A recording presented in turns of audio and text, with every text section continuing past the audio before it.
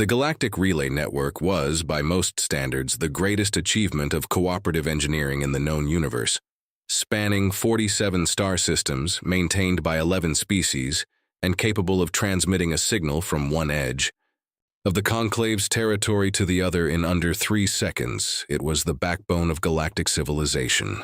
It recorded everything, every trade negotiation, every diplomatic spat, every emergency beacon from a freighter that had clipped an asteroid belt.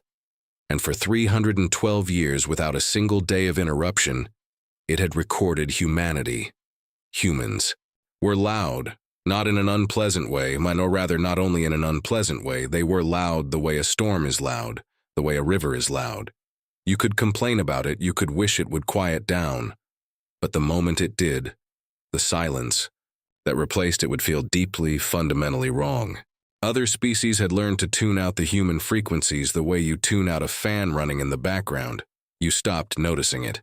You only noticed when it stopped. It stopped on a Tuesday.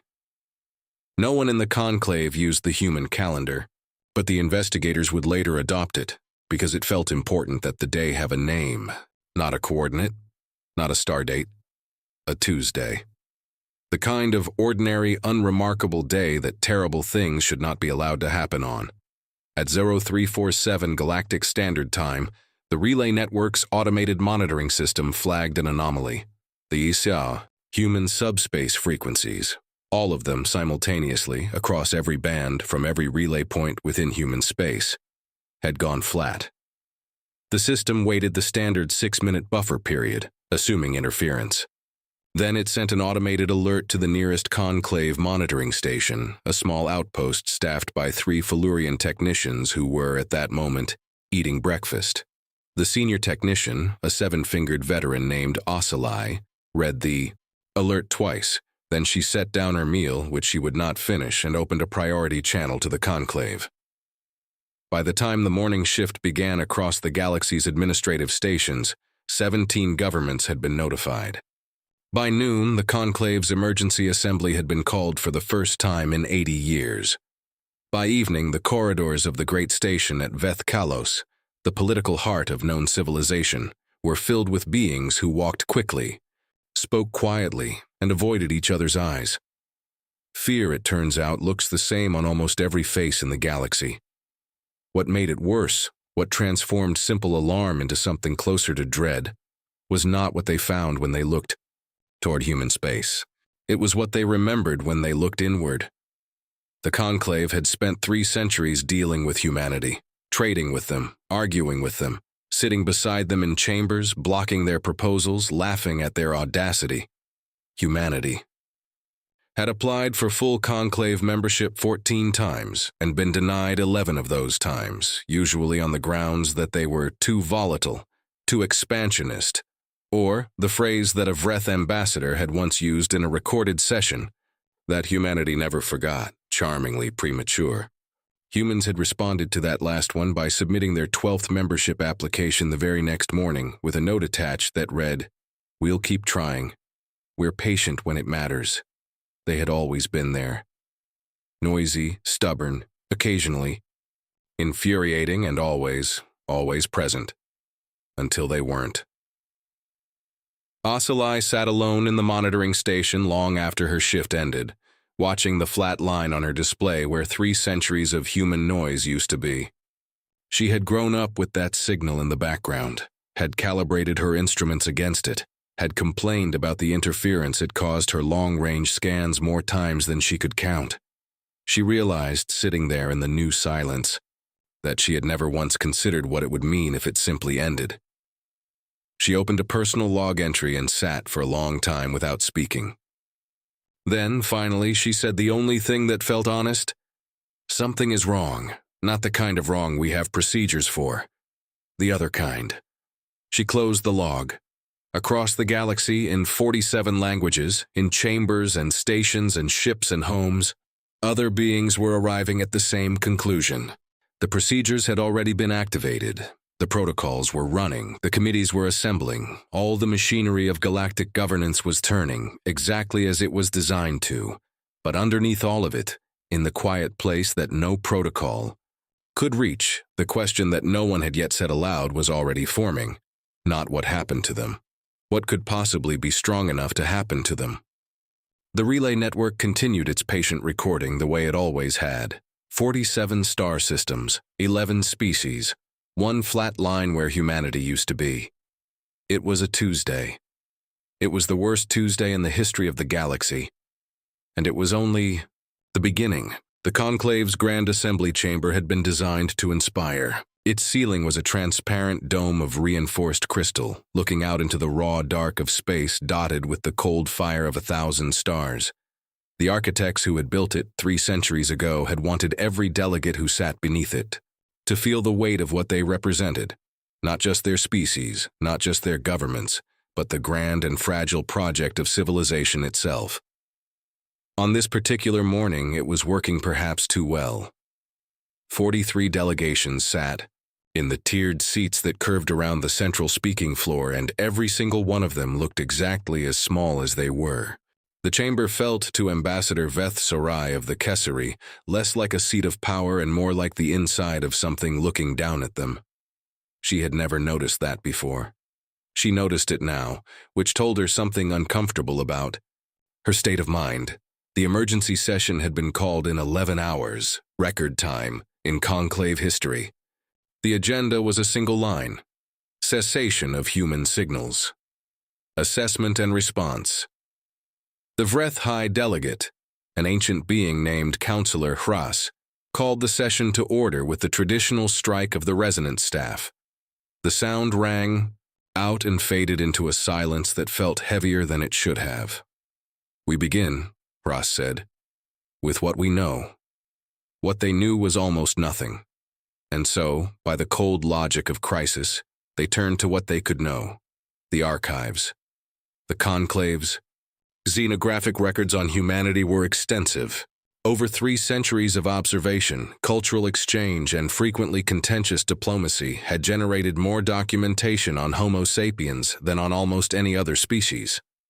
The problem, as the lead archivist explained to the chamber in a voice that carefully concealed her own unease, was that most of that documentation had been filed under administrative and diplomatic and trade, rather than under threat assessment or survival analysis. Because no one had ever seriously considered needing the latter. They needed it now. The files were pulled. The xenoanthropologists were connected via secure link from 3 different research institutions. And the chamber settled in to learn, properly and with full attention, about the species they had been sharing a galaxy with for 300 years. What they heard changed the air in the room. It began with the planet itself. Earth, a mid-sized world orbiting an unremarkable yellow star, had not been kind to the things that lived on it. The planet had experienced 5 mass extinction events in its biological history, each one catastrophic enough to end the dominant life forms of its era. The species that eventually became humanity had survived the last of these as a small, fragile, furless primate. Physiologically unimpressive, no natural armor, no venom, no exceptional speed. What they had in almost absurd abundance was adaptability and memory, and the particular madness of refusing to accept that a situation was unwinnable. They had nearly gone extinct themselves once, the archivist explained.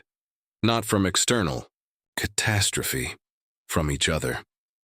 A period of conflict so total that the weapons they built could have ended their entire civilization 17 times over. They had looked at those weapons. They had chosen in the end not to use them, not because they became peaceful, they remained by any standard a deeply combative species, but because they decided collectively and painfully that survival mattered more than winning. That was the first time the chamber went very quiet. The second time was when the files on human psychology were presented. Humans, the xenopsychologist explained in a careful academic tone, did not process existential threat the way most species did.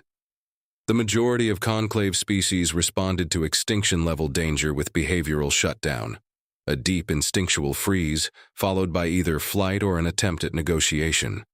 It was, evolutionarily speaking, sensible. You did not fight what you could not defeat. Humans, when faced with something they could not defeat, had a documented tendency to do something that defied almost all evolutionary logic. They got creative. They had no natural weapons, so they invented them. They could not fly, so they built machines that could. They could not survive in space, so they made suits and ships and stations, and then they moved there anyway. Every limitation had been met not with acceptance, but with the particular human response that their own philosophers had named but never quite explained. If we can't, then we'll find a way to anyway, one of the human cultural documents retrieved. From the archives was a short text from very early in their civilization's written history.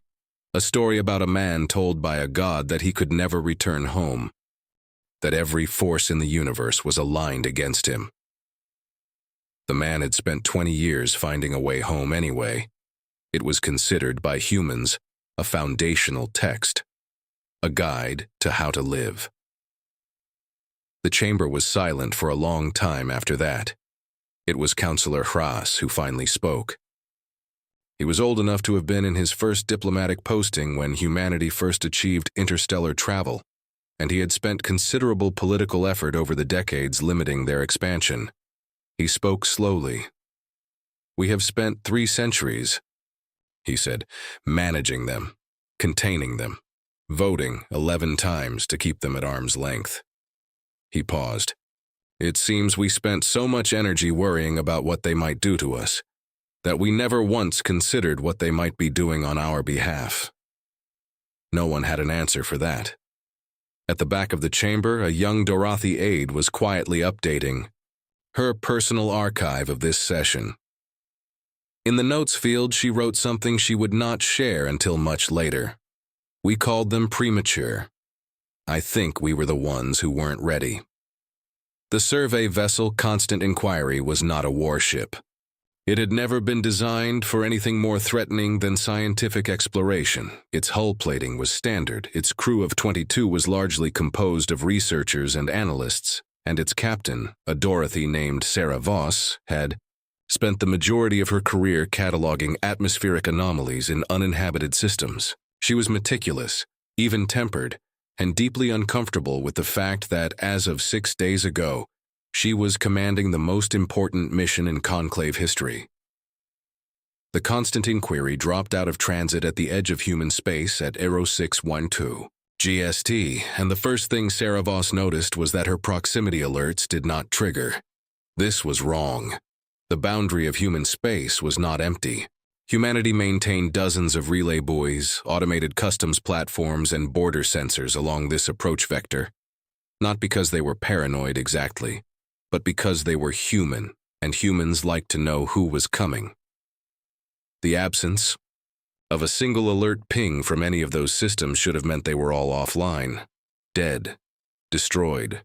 Instead, her instruments told her they were running perfectly. She checked the readings 3 times. Then she told her science officer to check them independently. Then she just sat in her chair and looked at the view screen where human space stretched out ahead of them, calm and lit and exactly as it should have looked, except for the absence of the one thing that should have been everywhere. People. The crews. Constant Inquiry moved in slowly. Protocol demanded caution. Sarah Voss demanded answers. They found neither. The first station they reached was Waypoint Helix 7, a mid-sized logistics hub that should have been processing approximately 1,200 personnel on any given shift. Its running lights were on. Its docking bay doors were open in the standard welcome configuration. Its internal atmosphere was perfect. Temperature, pressure, oxygen content all nominal. The emergency systems had not activated. Nothing had triggered a lockdown. Nothing had triggered anything. The away team suited up anyway. You did not walk into an empty room without taking precautions, regardless of what the instruments said. What they found inside Helix 7 was the detail that would eventually break several of the research team members quietly and in private in the weeks that followed. It wasn't wreckage, it wasn't bloodshed. It wasn't anything dramatic at all. It was a meal. In the main crew mess, 43 place settings were laid out for what had clearly been a shift change meal. The food was cold now, but it hadn't been eaten. Cups of liquid, some human beverage. The team's xenoculture specialist identified as coffee, the human substance they drank with an almost religious devotion, sat at various stages of fullness. A maintenance worker's tools were laid out beside a panel that had been half repaired, the diagnostic tablet still powered on beside them. In the recreation area, a game was paused mid-play on a wall screen. In the medical bay, an examination was half completed, the instruments still powered, the biobed still active. 43 people had been in the middle of living their lives, and then they weren't. The team moved through the station for 4 hours and found no sign of violence, no sign of panic, no sign of evacuation, no blood, no personal messages sent in a hurry, no final recordings. The emergency broadcast system had never been triggered. The station's last automated log entry was completely routine, a standard shift handover note that ended mid-sentence, not an alarm, but simply mid-sentence. As if the person writing it had looked up at something and walked away, and not come back. Sarah Voss stood in the command center of Waypoint Helix 7, looking at the stars through the viewport and tried to find the correct framework for what she was experiencing. She was a scientist. Scientists had frameworks. This was beyond hers. Her first officer, a young Felurian named Tisei, came to stand beside her. "Captain," he said quietly, "we've checked every system, every log. There is no anomaly. The station is functioning correctly. It simply has no people in it." "I know," Sarah Voss said. "We've sent the preliminary report. The conclave is asking for our assessment." She considered her words for a long time. Then she dictated her assessment in a flat, careful voice that she was very deliberately keeping steady. Waypoint Helix 7 is structurally and functionally intact. No evidence of conflict, evacuation, or system failure. All personnel absent, no remains, no personal transmissions indicating awareness of an event. Based on available evidence, the human population of this station was removed, completely and instantaneously, without triggering a single automated alarm. Whatever accomplished this was not detected by any human sensor, did not cause any physical disruption, and left every machine running as intended. Assessment. This was not an attack as any conclave species would define the term. This was a collection. She stopped the recording. "Send it," she said. Tisei hesitated. "Captain, what's the difference between a collection and an abduction?" She didn't look away from the stars. "Intent," she said. "And we don't know the intent yet." She kept that thought to herself, that there was a third possibility beyond taken and attacked. That the stillness around her, the running lights, the open docking bays, the 43 cups of cold coffee, felt less like a crime scene and more like something left deliberately. Like a house whose owner had prepared it carefully before a long journey. Like a message, written in absences. She just didn't know how to read it yet. The Kasari had the best telescopes in the galaxy. This was not a boast. It was simply a fact of evolutionary history. The Kasari homeworld orbited a dim red star that provided little in the way of direct light, and so the species had developed exceptional low-light vision over millions of years of evolution. When they eventually built instruments, they built them in their own image. Sensitive, precise, and capable of detecting things that most other species would simply miss. Their deep field array at Observation Post Lyre 4 could detect the thermal signature of a single fusion engine at a distance of 60 light-years. It could resolve surface detail on a moon from 3 star systems away. It was Lyre 4 that found it. First, the technician on duty, a junior analyst named Kyle, on only her 3rd rotation at the post, noticed the anomaly in a deep field survey that was supposed to be a routine background radiation check. Something in the data was wrong. Not alarming wrong at first. Just off. A shadow where there should not have been a shadow. An absence of background light in a region of space that should have been empty and therefore transparent. She ran the calibration check. The instruments were fine. She ran the survey again. The shadow was still there, She sat with it for 40 minutes, pulling comparison data, historical surveys, anything she could cross-reference. The space where the shadow appeared had been surveyed 18 months ago as part of a standard deep-field catalog. It had been empty then. Not just clear, empty. No mass signature, no debris, no stellar remnant. Nothing. The shadow was not enormous in those first readings. It was the size of a small moon, perhaps. Kyle flagged it as a possible uncharted object, filed a preliminary report, and sent it to her supervisor. Her supervisor looked at it. Then he looked at it again. Then he woke up the station director. The station director contacted the Conclave Science Division within the hour. Over the next 4 days, as every available Kasari deep field asset was redirected to study the anomaly, 3 things became clear. In sequence, each one worse than the last. First, the object was not small. The initial readings had been capturing only the leading edge of it. As more data came in, as the scale became apparent, the research team began using words very carefully and very quietly, because the numbers they were looking at were difficult to say without one's voice doing something embarrassing. The object was not moon-sized. It was not planet-sized. It was the size of a small star, but it was not a star. It generated no light. It generated no heat that could be detected. It had no magnetic field. It was simply mass, vast and dark, moving through space in a way that mass of that size should not have been able to move because nothing was pushing it. Second, it was not drifting. It was traveling with direction and purpose on a trajectory that was not determined by any gravitational influence in the region. Something had pointed it where it was going, and it was going there with the unhurried certainty of something that had never needed to hurry, because nothing had ever been fast enough to matter.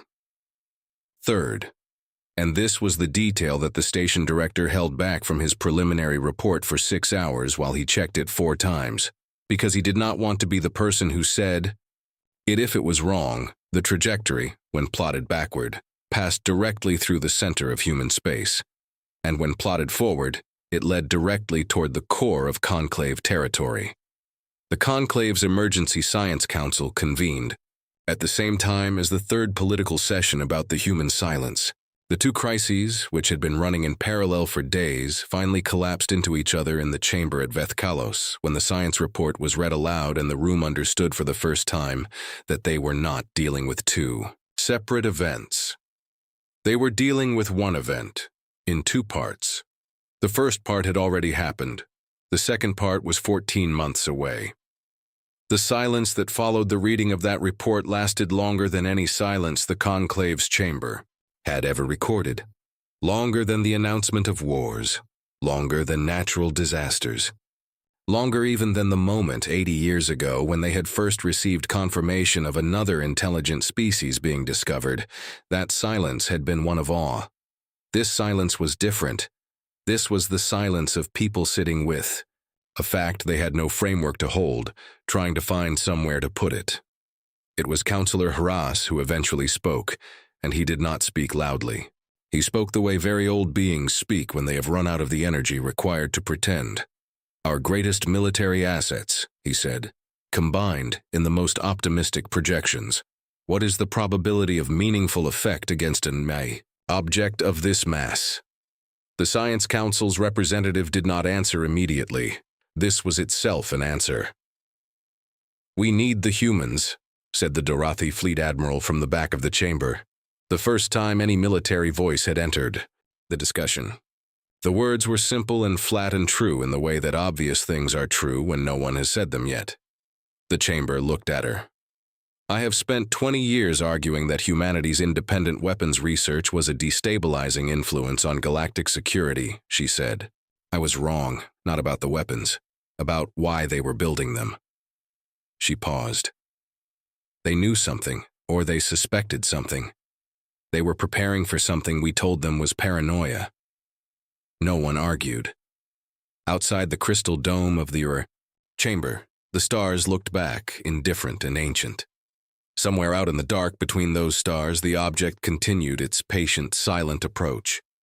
It did not know about chambers or sessions or silences. It did not know about fear or politics or 3 centuries of noise from a small blue world. It only knew its purpose, and it was in no hurry. Her name was Raya, and she had not slept properly in 11 days. This was not technically her job.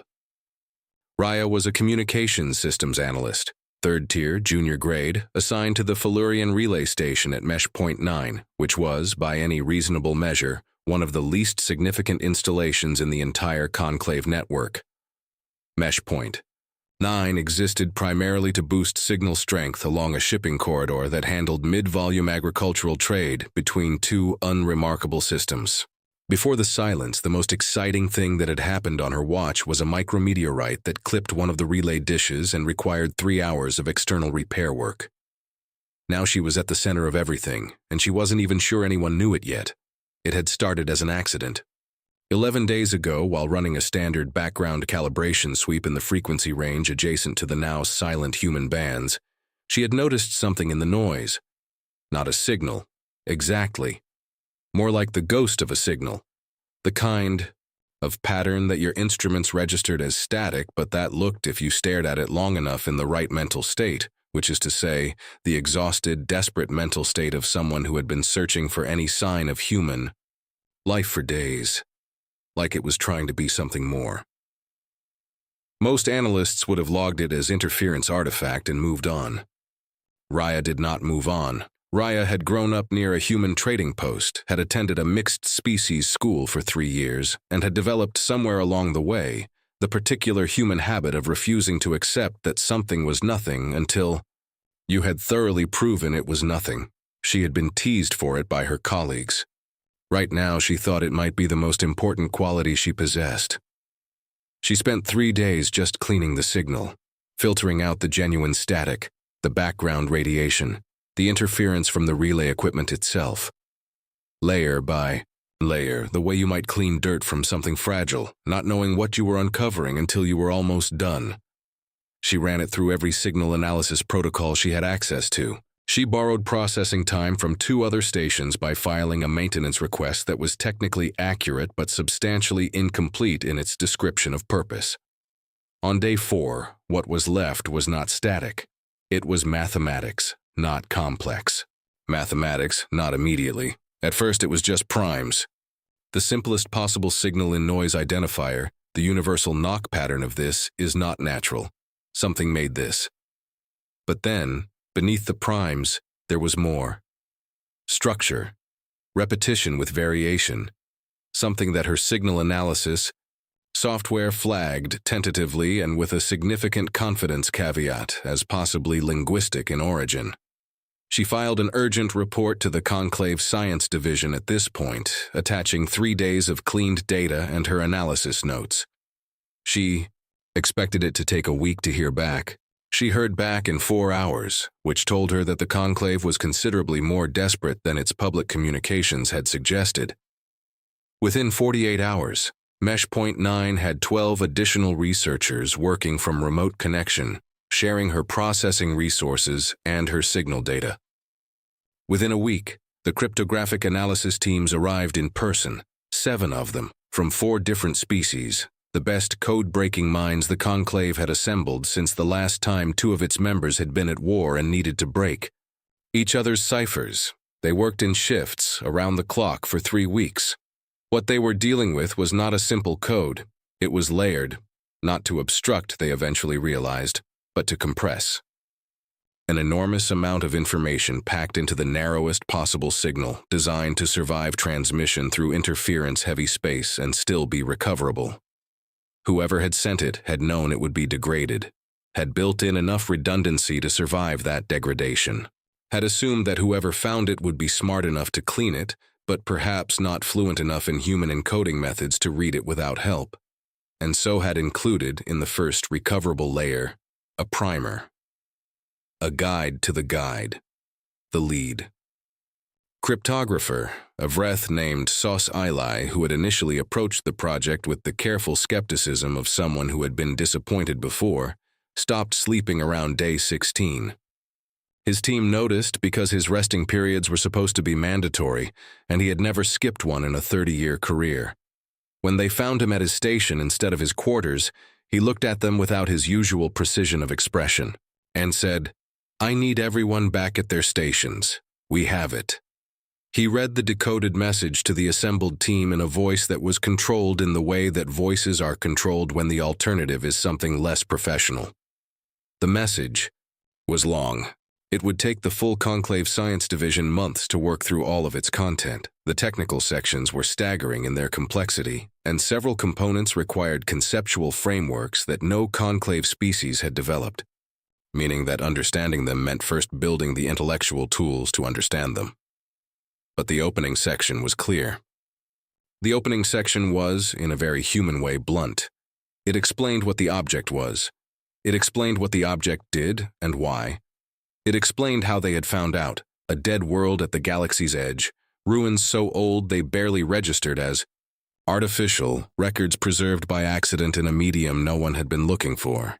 It explained that humanity had known or suspected for a very long time, longer than they had ever told anyone.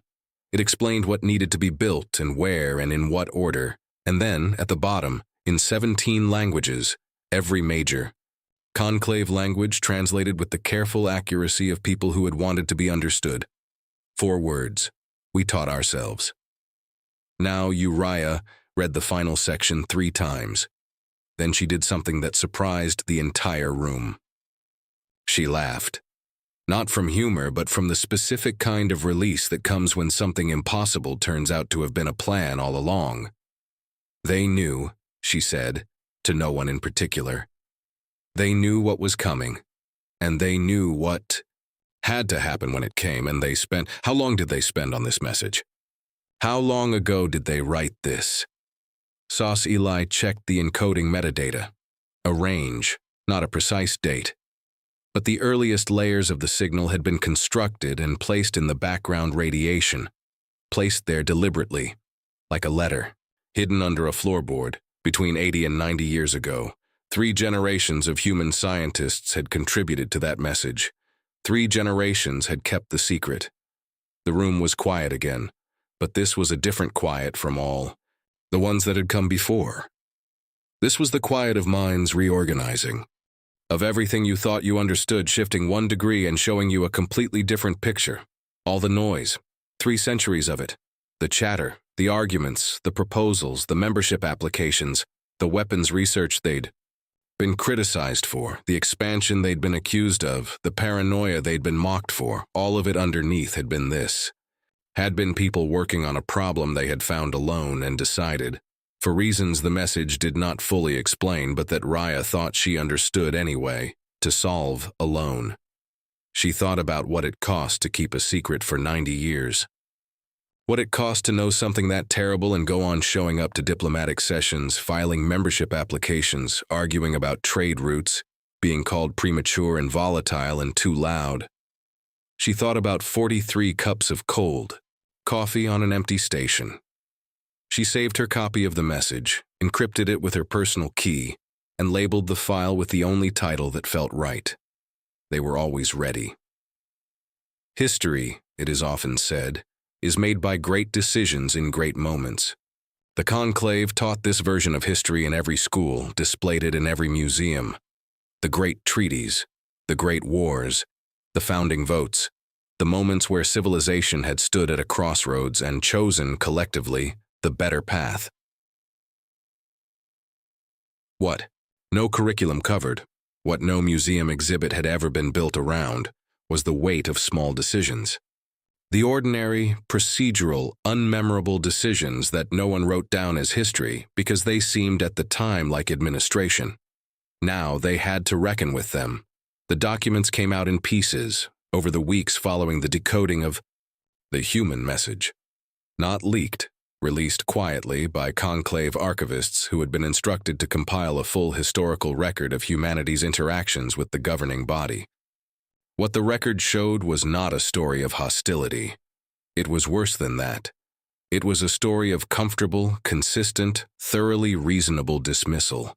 The Defense Council hearing of 2287 GST, in which the human delegate had proposed the creation of a joint extinction response task force. The minutes recorded that the proposal had been tabled for review, which was how the conclave said no without saying it. The delegate, a human woman named Karis Chen, who had spent 11 years lobbying for that proposal, had asked when it would come out of review. The council chair had said, with the particular tone of someone being patient with a slow student, that these things take time and the threat assessment does not yet support urgency. Karis Chen had thanked him. The meeting had moved on. In her personal journal found in the archives of her home station, she had written that evening, "They'll understand eventually. We just have to keep showing up." She had kept showing up. The proposal had never come out of review. The expansion hearings of 2301, in which the Kasari bloc had introduced a motion to limit human colonization rights beyond a certain boundary, on the grounds that unchecked human expansion was a strategic risk. The motion had passed. The human delegate had argued against it, not angrily, the transcript showed, but carefully, almost gently, noting that the boundary would restrict human access to a specific region of space that they had particular scientific interest in. He had not said why. He had not been asked. The motion passed by a margin of 31-4 with 8 abstentions. 14 months later, the ruins on the dead world at the galaxy's edge, the ruins that had contained the records that first told humanity what was coming, had been discovered by a human survey team working just inside the approved boundary. Close enough to the restricted zone to have required a special exemption, they had been granted the exemption. They had found the ruins. They had found the records. They had said nothing to the conclave. The research committee of 2318, in which a human science team had submitted a proposal for cooperative study of deep space mass anomalies, requesting access to Kesari telescope arrays. The Kesari had declined, citing proprietary instrument protocols. The human team had said thank you and gone to build their own telescope array, which had taken them 12 years longer. 12 years. The conclave's science analysts calculated that with access to the Kasari arrays, the human team would have had 12 additional years to work on the solution they were building. 12 years that might have meant a larger margin of safety, a more complete set of instructions. Perhaps more time for the conclave to build what needed to be built.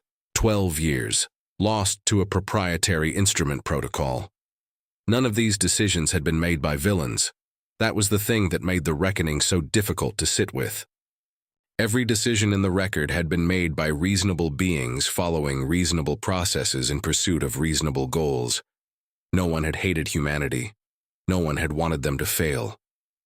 They had simply consistently treated humanity as a problem to be managed rather than a partner to be trusted, and they had done it with such practiced institutional smoothness that no individual decision had ever felt like enough of a wrong to push back against.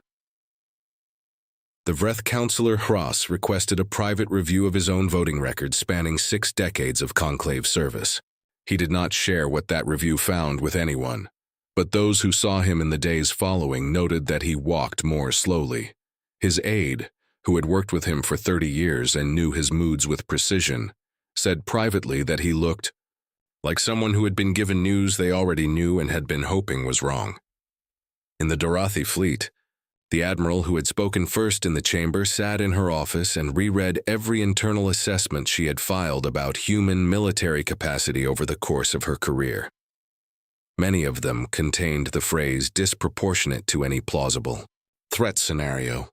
She had written those words. She had believed them. She had used them to justify recommendations that had shaped conclave policy. She had a copy made of every one of those documents. She put them in a folder. She labeled the folder with one word in her own language that translated roughly as hubris. Then she put it somewhere she would see it every day. The human message, as it continued to be decoded, contained no accusations, no blame, no catalog of grievances, no section where they listed the votes that had gone against them and said, "This is why we didn't trust you." There was nothing like that. There was only the work. Page after page of science and engineering and precise instruction, everything they had learned over 90 years of preparation, given freely to the civilizations that had spent those same 90 years voting them down. That somehow made it harder. Raya, who by now had become something of an informal liaison between the cryptographic team and the wider Conclave Science Division, was asked by a journalist to comment on the human character, as she understood it from years of living near them and months of reading their work. She thought about it for a long time. "They kept showing up," she said finally. "Even when we told them to sit down, they kept showing up. And the whole time, they were doing this, working on this. Not for themselves. They knew they might not be around to see it finished. For us." She paused. "I don't know what you call that. I'm not sure we have a word for it." She looked out the window of the interview room, at the stars. "They might," she said. Building the device was the hardest thing the Conclave had ever done. This was not a metaphor. The Conclave had overseen the construction of the relay network, a project spanning 47 systems that had taken 60 years, and the cooperation of 11 species. It had managed the Great Resettlement of 2198, when a dying star had required the evacuation of 4 inhabited worlds in less than 8 years. It had coordinated joint military operations, interstellar trade agreements, terraforming projects, and the establishment of the outer monitoring stations in the deep dark beyond charted space. None of it compared to this. The instructions left by humanity required construction across 7 star systems simultaneously. The components could not be built sequentially. The physics didn't allow it. Certain elements had to reach specific stages of completion within narrow time windows for the quantum entanglement architecture to hold. One component delayed meant others could not progress. The whole thing was a vast, interlocked mechanism, and it had to be built in exactly the right order, by exactly the right methods, or it would not work. And if it did not work in 14 months, now 11, now, I know, there would be nothing left to matter. The first week was chaos. 40 species trying to read instructions written by humans, translated imperfectly, describing physics that most of them didn't have the foundational framework to approach. Entire scientific disciplines had to be compressed into crash courses. Engineers argued about interpretations, theorists fought over models. 3 different working groups nearly collapsed entirely in the first 10 days. It was Raya who suggested quietly, in a meeting that was rapidly becoming unproductive, that they stop trying to understand it all at once. "The humans left us instructions. Not a textbook," she said. "They knew we wouldn't be able to derive it from first principles in time.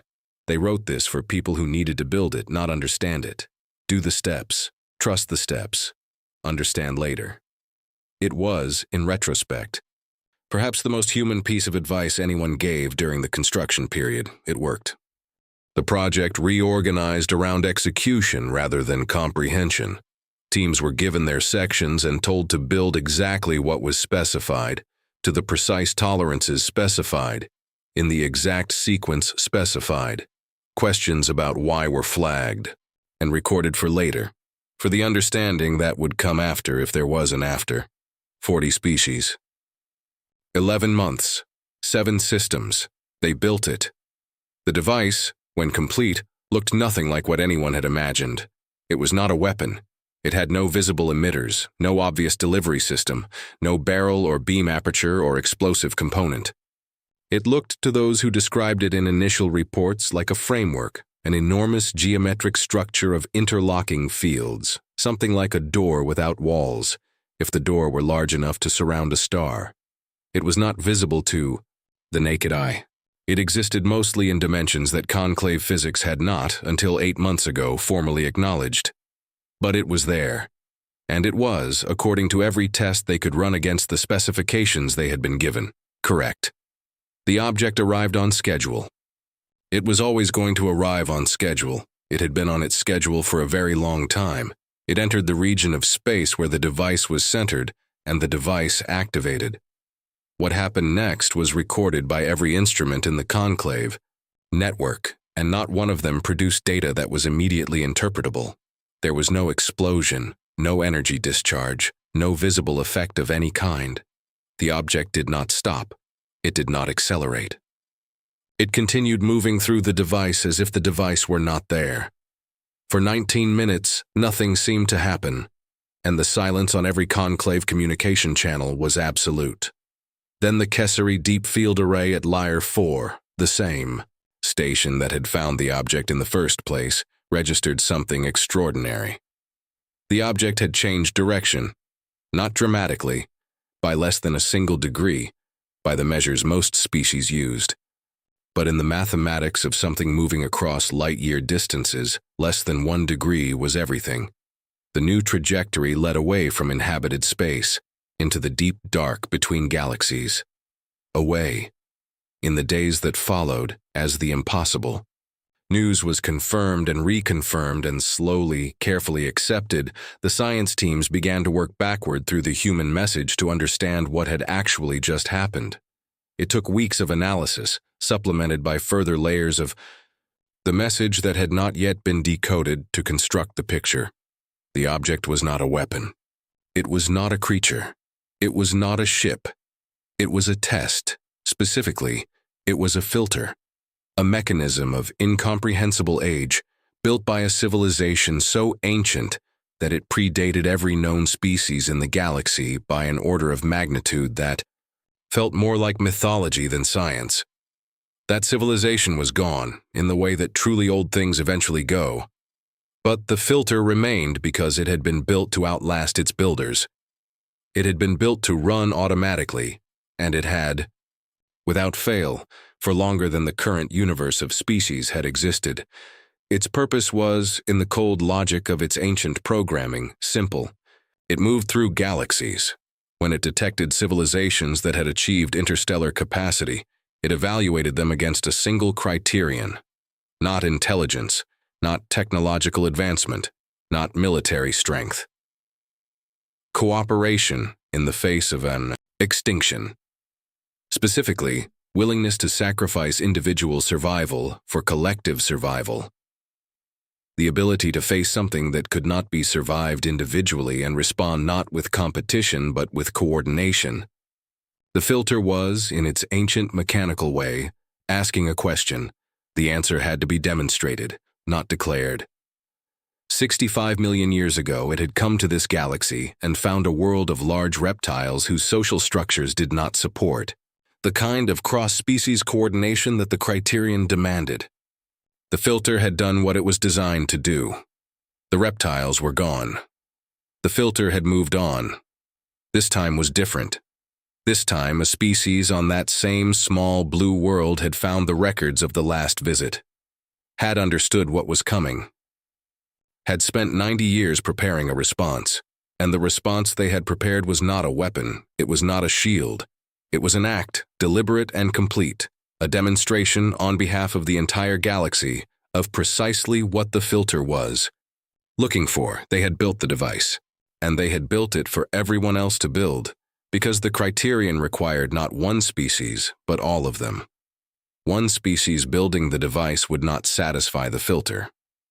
But 47 species, who had never agreed on anything easily, building something together to save each other. That was the answer. Humanity had known this, had worked out the criterion from the ancient records, had understood that they could not simply solve it alone and hand the solution over. The other species had to be part of the solution, had to choose to cooperate, under pressure, without fully understanding why, which meant humanity had to disappear, had to remove themselves so that the conclave would face the crisis without their loudest, most capable members, would have to find the message on their own, would have to build the device themselves, would have to cooperate because there was no other option. They had trusted the galaxy to do it. 47 species, 11 months. They came back on a Thursday. No one had planned it that way. Humanity had not chosen the day for symbolic resonance or dramatic effect. They came back when the device confirmed its effect was complete and the filter's trajectory was definitively altered, and that happened to be a Thursday. Later, the conclave would note the human custom of naming ordinary days and understand for the first time why they did it, because sometimes ordinary days needed to be remembered. The first signal came from the relay network, not a flat line, this time, but the opposite. A sudden, simultaneous bloom of transmission across every human frequency band at once, as if someone had thrown open a door that had been sealed for almost a year. The automated monitoring station flagged it. HFY, who had not left her post, who had filed the original alert and then stayed through 11 months of silence because leaving felt like giving up. HFY saw the alert and put her hands over her face for a moment that she would not describe to anyone later. Then she opened the channel. The first human ships appeared at the boundary of human space 4 hours later. Not one or two, hundreds, emerging from transit in groups, filling the long-range sensors with familiar mass signatures and IFF codes and the characteristic, chaotic subspace chatter of people who had been quiet for a very long time and had a great deal to say. They were not pristine.